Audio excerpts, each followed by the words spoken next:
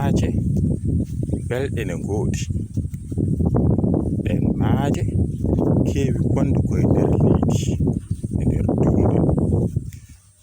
Afrique alaa maaje kaaɗɗe e nder duunde mum, kono ne waɗi maaje belɗe mawɗe. Ɗen maaje belɗe kadi ene waɗi diƴƴe goɗɗe ɗe wonaa maaje tan. Nde wonnoo maayo yaltata koye hayre. Diƴƴe goɗɗe ɗe no beeli ni, no calli ni.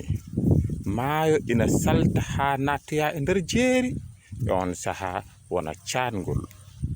Kono kadi caangol ne ummoo jeeri kadi yantoya e maayo.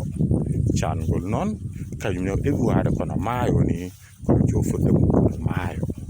E on sahaa wona yaha kadi haa woɗɗa e nder ladde nde walla e nder jeeri ndi. Diƴƴe goɗɗe ne ngoodi ko wayno beeli. Beeli heewi wonde koye wero e nadde.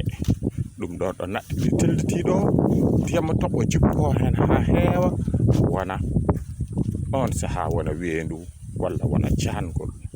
Caangol ndeke haa e beeli ɗi e naɗɗe ɗe so ɗe keewi, ɗum on sahaa ngona beeli walla ngona ngandanɗaa hoore maaɗa caɗli.